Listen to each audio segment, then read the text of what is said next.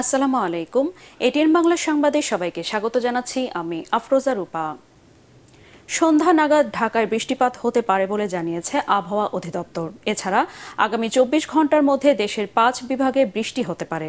চলতি মাসের ১২ তারিখের মধ্যে তাপমাত্রা কমে ৩৬ ডিগ্রি হবে বলে আশা করছে আবহাওয়া অফিস। তবে খুলনা ও রাজশাহীতে তাপপ্রবাহ কমতে আরও কয়েকদিন সময় লাগতে পারে।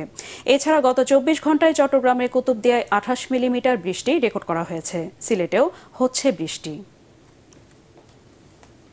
সাম্প্রতিক থাইল্যান্ড সফর নিয়ে আজ সংবাদ সম্মেলন ডেকেছেন প্রধানমন্ত্রী শেখ হাসিনা। সকাল 11:30টায় তার সরকারি বাসভবন গণভবনে এই সংবাদ সম্মেলন অনুষ্ঠিত হবে। থাইল্যান্ডের ৬ দিনের সরকারি সফর শেষে প্রধানমন্ত্রী ২৯ এপ্রিল ব্যাংকক থেকে দেশে ফিরেছেন। সফরকালে শেখ হাসিনা গভর্নমেন্ট হাউসে থাই প্রধানমন্ত্রী সেথা থাভিসিনের সঙ্গে দ্বিপাক্ষিক বৈঠক করেন।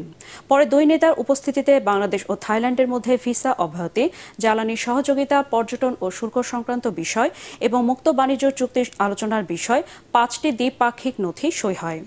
এছাড়া ব্যাংককে জাতিসংঘ সম্মেলন কেন্দ্রে জাতিসংঘের এশিয়া ও প্রশান্ত মহাসাগরীয় অঞ্চলের অর্থনৈতিক ও সামাজিক কমিশনের ৮০তম অধিবেশনে ভাষণ দেন প্রধানমন্ত্রী শেখ হাসিনা।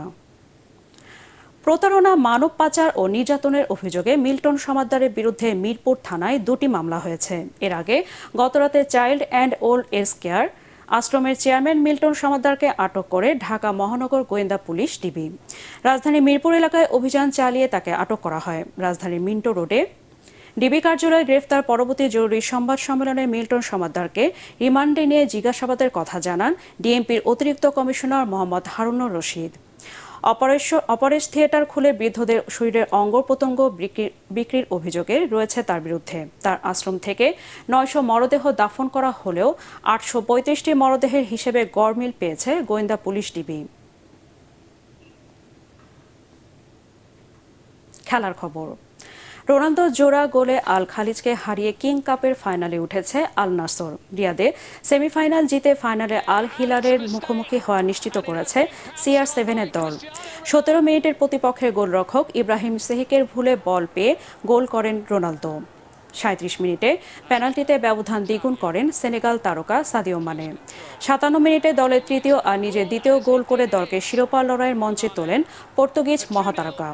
৮২ মিনিটে খালিজের হয়ে এক গোল শোধ দেন আলতোরাইস। দর্শক, পরবর্তী সংবাদ দেখার আমন্ত্রণ জানিয়ে এখনকার মতো শেষ করছি। এটিএন বাংলা সংবাদ ইউটিউবে দেখতে ব্রাউজ করুন youtube/ATN Bangla News। ধন্যবাদ সবাইকে।